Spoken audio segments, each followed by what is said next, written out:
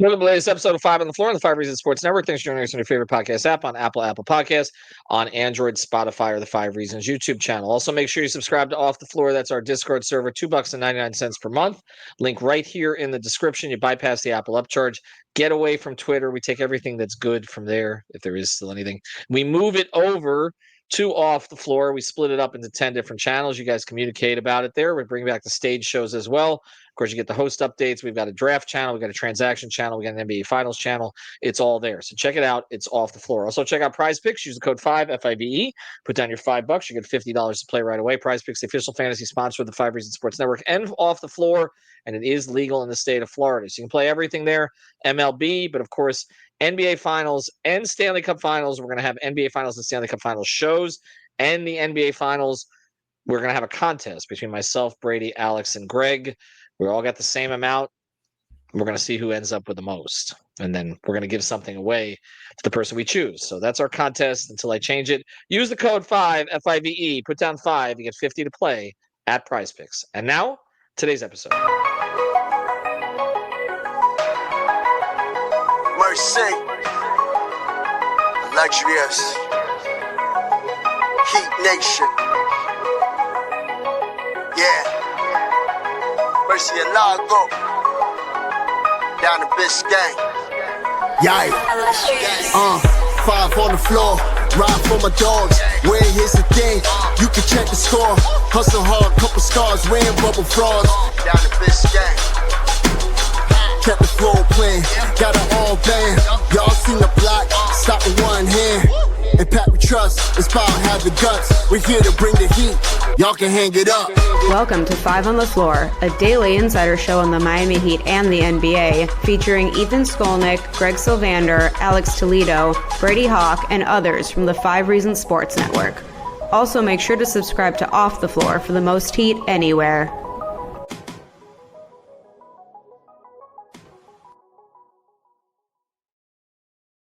All right, welcome back to Five on the Floor. Here's today's floor plan. I get to step out of my comfort zone here. Actually, it is my comfort zone. It's just nobody who listens to me knows that.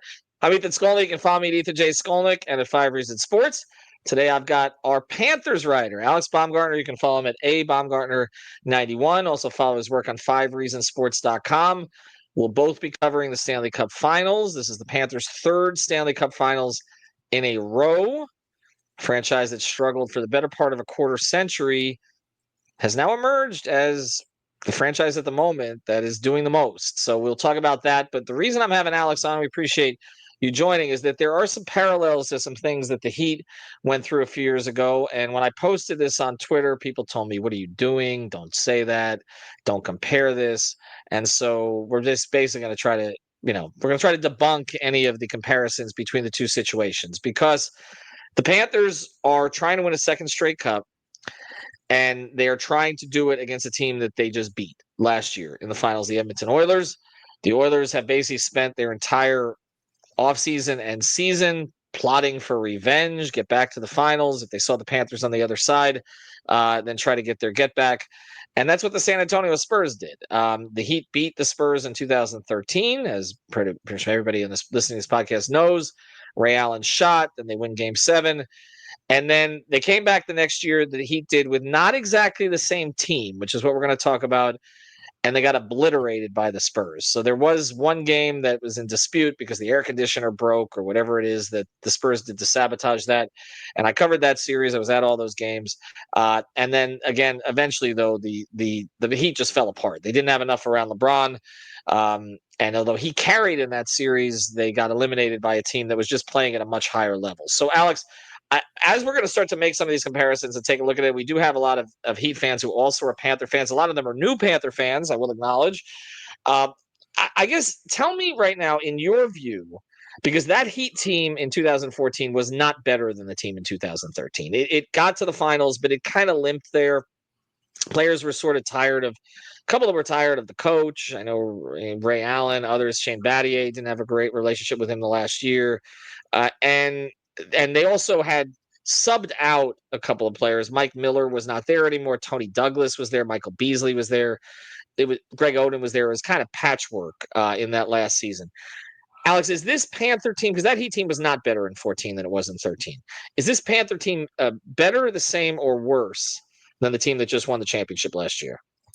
If we're just looking at roster construction, Ethan, this Panthers team is significantly better, in my opinion, than the team that won the Cup last year. And I know people are going to say, what do you mean significantly different? The entire core is pretty much back. And you lost Brandon Montour, and you lost Vladimir Tarasenko. How is this team better? Well, the biggest loss for the Panthers going into the season was, what are they going to do on the blue line without Montour? How are they going to be able to fix this? They traded for Seth Jones at the deadline, a move that was kind of up in the air because of what they gave up, giving up Spencer Knight to get him. And I don't know if they beat Tampa nor Toronto if they don't have Seth Jones on the blue line, specifically because Aaron Ekblad was coming off an 18-game suspension into a 20-game to start that Tampa series, and he got suspended again in the Toronto series. Keep in mind, they were down in that Toronto series as well. Seth Jones, a big addition. He replaced the Montour loss, a right-handed shot defenseman coming in, which is a rarity in the NHL. And they get Brad Marchand, which is the best third-line acquisition they've had comparative to Vladimir Tarasenko. One of the better playoff performers in NHL history, Brad Marchand. He's going to be a Hall of Famer. This team is better than the one that won the Cup last year. Right, and there are parallels here with Marchand, which we'll get into. And on the day he was acquired, a lot of us made those parallels, which some said it was similar to the Heat getting Ray Allen in 2013 from Boston, and of course 2012-2013 season. And of course Ray, although he had kind of a choppy tenure with Miami, actually there was the last year couldn't shoot on the road, but of course he's only going to be remembered for the shot, and it's arguably the biggest shot in NBA history. So it worked out pretty well. But I actually made the comparison of getting Marchand to if the Heat had gotten Paul Pierce, which makes me sick to think about. But there, because Ray was not an original Celtic. Ray was a Buck. He was a Sonic. He actually had his best years in those places. And when he got to Boston, he was still really good. And he and Garnett and Pierce all had gotten to the conference finals, but not beyond. And then, of course, they won a championship together. But he wasn't Pierce in the sense of being like, a pure Celtic, so to speak. Marchand, for those who don't understand this, or our audience is not as familiar, maybe, was a pure Bruin. He was a captain. He was a champion. And so I guess as we look at this, and we're going to do the comparison here, it's really one of the crazier things we've seen to get a player for virtually nothing. They're going to end up giving up a first-round pick now, but to get a player for virtually nothing from what has been one of your two or three primary rivals over the past few years. And not just that, but a player that Panther fans absolutely despised, as did some players on the Panthers. How good has Marchand been? Brad Marchand was one of the best players in that Toronto series, was one of the best players in that Lightning series. Maybe you could say he took a step back in that Carolina series, but he scored or set up the primary assist on that go-ahead goal in that ridiculous Game 5 comeback in Raleigh, which I was in attendance for. I mean, he's been everything you wanted to see from a guy that comes in and then some. It looks like he's been on this team for 3 years, not 3.5 months. And that comes with you being a 37-year-old veteran that's won before, has lost in the Cup twice before. This will be his fourth Stanley Cup final in his career.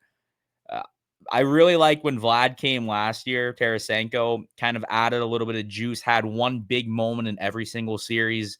But man, Marchand seems like he has a big moment every game for the Panthers. And as I said, I don't know if they get past certain teams without Seth Jones. They really might not have beaten Toronto if it wasn't for Brad Marchand. He had the overtime winner in Game 3. You lose that game, you're down 0-3. You're not coming back in that series. No matter how good Florida was and how bad Toronto has been in the clutch, you're not winning that series. So Brad Marchand has been instrumental to the success of this team making another Cup final.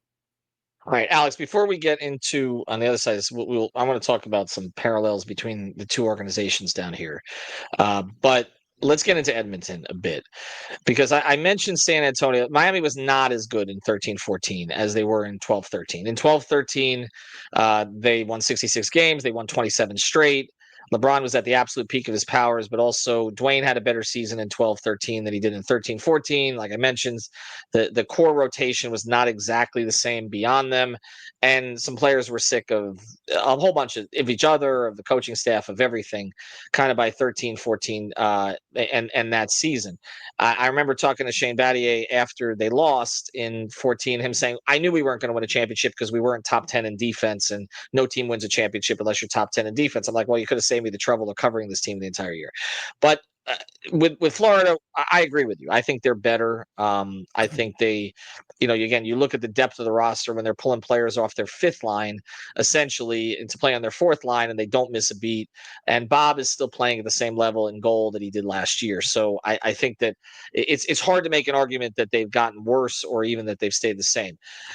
With that said, Edmonton, they're better, aren't they? Because that Spurs team in 13-14 was better than the team in 12-13. They were clicking at a higher level. They hadn't made a whole bunch of changes to the roster, but they were that was like Pop's masterpiece. Greg Popovich's masterpiece was that team, and the Heat just ran into a buzzsaw.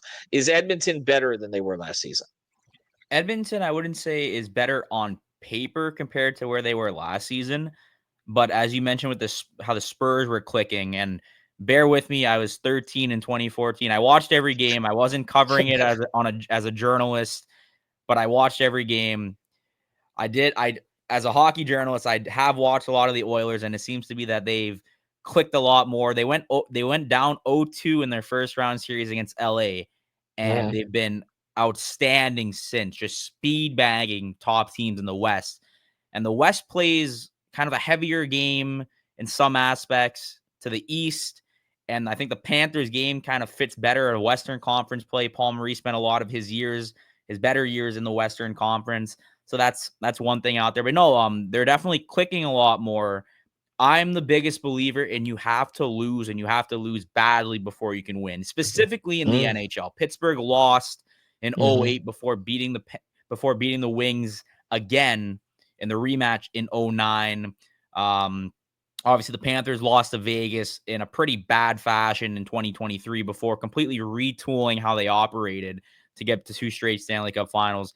The Oilers lost, and it was a heartbreaking fashion. You go down 0-3, you come back, win 3 straight, you lose a 1-goal game in Game 7. There's no worse way to lose in the Stanley Cup Final. The Oilers made it their mission to get back here, and while they haven't changed too much, there have been a couple replacements. Jeff Skinner came over, hadn't played a lot in the playoffs, but Zach Hyman, who was one of their better playoff performers last season, is most likely out for the series, had surgery done a week ago. They do not expect him to be back. He comes in. They have waiver pickups like Kasperi Kapanen kind of making differences in the playoffs.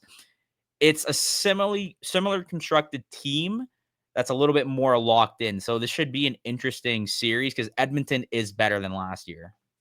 All right. On the other side of this, I want to get into the organizational, just where the Heat and Panthers are right now, because I think there's some interesting comps to where the Heat have been for years and kind of what the Panthers are building. Before we do, are you moving?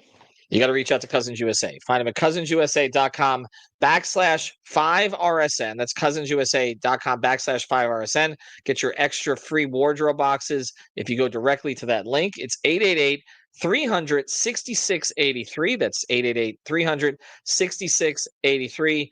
Family business. They say our family moving yours. They've had people been working for them for more than 2 decades. Why they take care of their people and they take care of you. And again, you can find them at cousinsusa.com/5RSN. Right here, if you're watching on YouTube, you see the Hard Rock right there in the background, Broward County, but they can service the entire area as well. So check them out. Again, it's cousinsusa.com/5RSN. We appreciate them sponsoring our Who's on the Move segment throughout the season. Okay, so you look at the 4 pro franchises here, and I'm going to throw out Inter Miami because not that I don't respect the great work that our folks do at Messi and company, but it's so new. Okay. And you add Messi. Okay. So you've added the greatest player in the world, but I don't know what they're going to be once he's gone. They're building Freedom Park, etc. So I'm just looking at the 4 franchises who've been here the longest. The Dolphins have been here since 66, the Heat since 88, the Marlins and the Panthers since 93. The comp that was always made was the Marlins and the Panthers again, because they came in the same year. All right. And the Heat, 88, didn't have a ton of success until Riley comes in, 7 years later. And then they've been the marquee franchise down here for a while. Okay. I mean, you can't argue with the results. 7 NBA finals, 3 championships, et cetera, et cetera. Incredible stability and all of that. But the Panthers and the Marlins were like at a crossroads. And I've never seen one franchise lap another the way the Panthers have lapped the Marlins. I mean, yesterday I'm looking at the pricing on Game Time for Stanley Cup Finals tickets. Of course, there's Stanley Cup Finals tickets, and like the get-in price, on the secondary market is like $1,000 or close to it. And the Marlins had a listed crowd yesterday of 5,300, and I don't think there were that many there. Yeah, that was pushing it. Right. I mean, it looked like 500, Alex. I mean, seriously, okay? And I know that there was weather trouble and all the rest of this, but I mean, it's sad, to be honest. I mean, I go to opening day usually and I don't go back. I guess, how did this happen? Because before we get into the comparison with the Heat, but there was talk a few years ago of moving this franchise out of here. There was, I mean, I live in Lauderdale, and literally they would just hand out stacks of tickets to people who didn't want them on Las Olas Boulevard. I mean, you could go to the gym and get 5 Panthers tickets, okay, and for free. Why is this turn? I mean, I was at the ceremony where they introduced Barkov. They gave him the 8-year extension. Obviously, the Panther captain, or they gave it to him in the East Inn on the roof of the Marriott Hotel here in Fort Lauderdale, and they were selling what they were trying to do, but I don't think anybody really believed it. Why has this clicked the way that it's clicked? It starts with the ownership coming in, and I will give credit to, before the Violas came in, it was a group of owners, and the main guy, he was trying hard, but he just didn't have the financial backing that he needed to create what he needed to do. Now, Viola comes in, the Viola family, committed to spending money, committed to keep the team in Florida, when the county didn't even want to commit keeping the team in Florida. We got to keep that in mind. The county wasn't all sold on this, but the Violas wanted to keep the team here, and they invested a lot. Even before the opening of this War Memorial and the Iceplex, we got to go back to where they said, no, we're committed to this. And then comes Bill Zito. A couple of years after the Violas takeover, Bill Zito comes in for Dale Talon, and Dale Talon got him to a couple like Southeast Division titles, and then an Atlantic Division title. No success in the playoffs. Zito comes in after a disastrous bubble year when COVID hit, and they go to the bubble and they just played horrible against the Islanders, completely reconstructed the team. Zito started grabbing guys you've never heard of. Who's Carter Verhaeghe? Oh, $1 million contract, came from the Lightning, didn't really play in the playoffs. Who's Gustav Forsling? Waiver pickup. He couldn't even play in Chicago, North Carolina. Why do the Panthers want him? Made a big move, I think, getting Matheson off the books for Patrick Hornqvist. That was the biggest move made at that time. In hindsight, wasn't even close to being the biggest move because Gustav Forsling's a top defender in the league. Verhaeghe's one of the clutchest playoff performers in recent NHL history, actually NHL history. Bill Zito came in with a plan that a lot of people didn't take a liking to, and it worked. Then, after getting embarrassed by the Lightning in that playoff series when they won the President's Trophy, got swept, they said enough's enough. We're not bringing back Brunette. We're going to drag Paul Maurice out of retirement. And if we can remember, Paul Maurice, some of the most NHL wins of all times, also had the most losses in NHL history. You don't hear that a lot anymore. Now you hear about how good Paul Maurice has been, not how many losses he's had. Mm-hmm. So it's a combination of all of it, and it does again bring back memories of the Arisons going out and getting Riley and handing him the keys and trusting the process on that. And I know that there's frustration from Heat fans about where things are, but you can't argue with where they've been. I mean, as you look at the franchises in South Florida, I mean, if the Panthers win a championship this year, they will have won as many championships as the Dolphins, who have been here since '66. The Marlins have already won as many championships as the Dolphins, okay? 97 and 2003. And it's crazy to me as somebody who has covered and followed all the sports here that you have, the Dolphins who were the marquee franchise in this town, And now you're going on 25 years since a playoff win. Since a playoff win. We're not talking about a Super Bowl. Since December 30th, 2000, we'll all commemorate the quarter century occasion in December. And yet you have the Panthers, who were basically left for dead, that are doing this. And the thing about it to understand here, and as I try to pivot a little bit to our Heat fan base here, is that what the Panthers have is sustainable. That's the thing. They've signed their core guys and they've signed the right guys. And I think that's where Heat fans have some questions now. Is that Bam's gotten this extension? Is Tyler going to get the extension? Do you have the core pieces in place?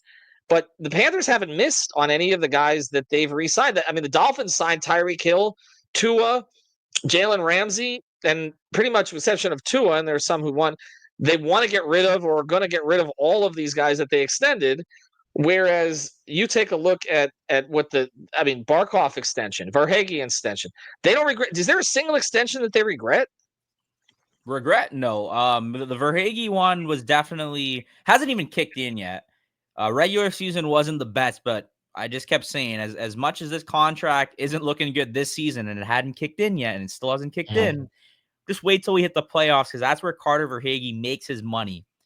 And he has made his money in the postseason. So they're not regretting anything, and they're still in works. There's been talks. I can't confirm this, but they still want to keep Sam Bennett here. We'll see what happens with Aaron Ekblad. You're going to figure those are off-season things. It's cup mode right now. They haven't regretted anything. They got Barkov on a stupidly friendly team contract. Kachuk comes over. That's a team-friendly contract. The cap is going up so much. They get these contracts signed in what was that flat cap. The cap's not going up because of COVID. Sam Reinhart could have hit the market, and he stayed on a discount. I mean, Gustav Forsling's making under $6 million a year. These are some very team-friendly contracts. Someone can clip this. They're going to talk about state tax. They want to play in a winning market, and that's exactly what it is. So the Panthers aren't regretting it. I'm glad you mentioned the state tax thing, though, because it's the most ridiculous narrative that I've heard in a while. Every team in South Florida gets the benefit of no state tax. Okay. The Dolphins have had the benefit of no state tax. They're in a salary cap league. It's not a hard cap league, but it's a salary cap league. And they can't win. Okay. The Panthers had the benefit of no state tax for years and years and years and can't win. The Heat have the benefit of that now. By the way, the Orlando Magic have the benefit of it. The Tampa Bay Lightning have the benefit of it. And teams that have been less successful have the benefit of it. But for those who haven't been following this, this is this narrative that's been basically been pushed by the Canadian fan base, mostly in Toronto, which I know you have ties to Toronto. And I won't blame you for that. But basically, like, that essentially the only reason the Panthers are successful is because players are coming down here for no state tax. And I just keep coming back to this. You can have all these positives. You can have South Florida weather, no state tax, everything that comes with being down here. And there's a lot of negatives to living down here, by the way, as well. But if you don't have a front office that can execute, it doesn't matter. It just doesn't matter. And that front office has executed it. And now as you look at it, like they have a chance to be, and I've mentioned this, the team I grew up with following was the Islanders, 80 to 83. They got to, 80 to 84. They got to 5 straight cups. They won the first 4. Then they lost to Edmonton. By the way, similar to what we're looking at here, the Islanders won their 4th cup against Edmonton, Gretzky, Curry, Messier, Fuhr, and all that. And then they got rolled in the next year. They got rolled the next year by just a team that was dynastic. But the Panthers have a chance to be a dynasty here, don't they? Like, even with all the idiosyncrasies of playoff hockey, they're locked in. Like you said, their best players are locked in. So, I mean, they could be looking at 2 or 3 more finals appearances. Quickly on the state tax thing, 2012-13, Nick Bukestad, 76 games played, 21 years old, 38 points. He led the team in scoring. Brian Campbell, who was a defenseman, was tied for second with 37 points. The taxes were the same. The weather was the same. The properties were probably cheaper then, actually. So it's probably a better time to come to South Florida now. So that's right. That. The Panthers have everybody locked in pretty much. We'll see what happens with Bennett. We'll see what happens with Ekblad. I mean, I would think they want to see if they can get Marchand back too, just how good he's been, how well fit he's been. Brad's clearly talked about how much he's enjoyed South Florida. The cap's going up. Bobrovsky's $10 million cap is coming off. Now, whether they re-sign him or not, it's going to be a lot cheaper of a value they're going to have cap flexibility, and their guys are on pretty friendly deals going forward. And it's not like they're 33, 34. They're still in their 28s, 29s going into their 30s. And your prime can last till what? You're maybe 35. If you're a Barkov, 36. You can probably still play at a point per game high level, just the way he conditions himself and the way he plays the game. Look at Sidney Crosby. If you think Sidney Crosby can't play at 38, you're kidding yourself.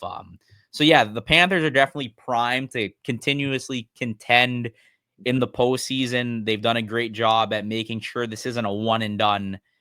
But yeah, if you're able to get a second straight cup, specifically in the NHL, because it doesn't happen a lot, especially post salary cap era, you're a dynasty. I think that Tampa team, 3 straight cups, back-to-back wins. I mean, that's a modern day dynasty. It truly is. And if they weren't running into Florida on the first round the last couple of years, because those shouldn't have been first round matchups this season, they could be contending for an Eastern Conference final appearance or a cup final appearance too.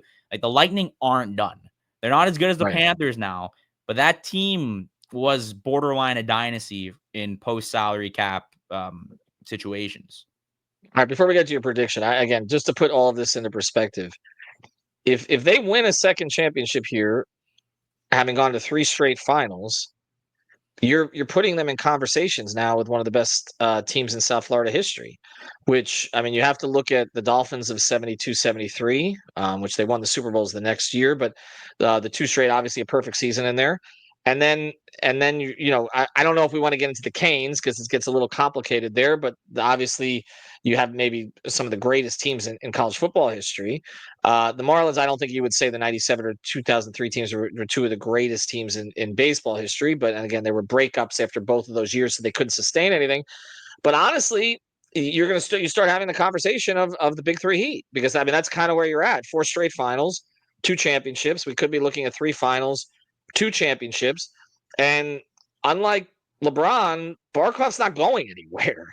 So that there is a chance to extend this even further than the Heat did, not with quite the fanfare, obviously, but the accomplishment is right there with them. And it's something to see, because you're seeing an organization that's developing its own culture, its own stability, and the one that I've covered primarily has had that, but the other organizations in this town have not. So for it to be the Panthers in South Florida is surprising. All right, Alex, I'll let you close with this. Again, for those who are going to be picking up, who don't want to watch Indiana OKC, there's a lot of Heat fans who don't want to watch that. They're going to be catching on the finals this week. You don't make predictions, right? So I can't do that. Well, okay. I could make a prediction. People might not be happy with the prediction, but the way my predictions go, Panthers fans might enjoy this prediction. Right. Look, it's so hard in the NHL, and I think it's the hardest league for you to continuously contend for championships. The randomness of hockey, the competitiveness of the playoffs. You don't we saw how random this NBA playoff was. I mean, multiple 20-point leads blown. That is, in hockey, it's so random, where it's like one goal can make a difference. Like, the momentum shifts. A coach pulls a goalie too early in an elimination game, and you kind of lose the bench. You just the randomness of hockey. The expectations on the Panthers weren't the same as the expectations on the Big Three Heat. The Big Three Heat, they came in, and this is before they even touched the court. This is going to be a dynasty. You had the joking or not joking, not 1, not 2, not 3. It's just they're different approaches.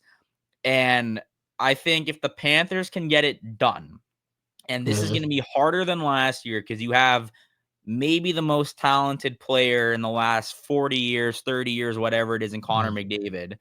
I'll say the most talented player since Lemieux touched the ice is looking for revenge. He won the Conn Smythe last year on a losing team. That doesn't happen often. It's so hard for a team to get back to the final against the same team they beat and beat them again. It hasn't happened the last few attempts. The Panthers definitely are the one team that are built for it, but the Oilers, they're hungry. They're going to be coming. They're going to be hunting. It starts in their barn, which is an unbelievably loud arena. And when they got going last year in the playoffs, they were mopping the Panthers in Edmonton. So we'll see how it goes. It's definitely going to be hard. I don't make predictions because when I do make predictions, it ends horribly for the team I predict, but it's definitely going to be harder than last year. Right. And that's the first and last time Barn will ever be used on 5 on the Floor. But we appreciate you. Follow his work at A Baumgartner 91. I'm not making a prediction either because people just get upset at me when I do. So I'm not going to do it. But I will just say this. I don't have a great feeling about it, but I think part of it is because I lived through the Islanders losing to the Oilers in the rematch, and I lived through the Heat losing to the Spurs. And I just think that little extra edge. But I do think the Panthers adding some new pieces here. Marchand, Seth Jones, clearly players are going to be hungry for this. All right, Alex, appreciate you coming on, educating us on this. Obviously, we'll get back to some Heat content over the course of the week and heading up to the NBA draft. Have a good one, everybody.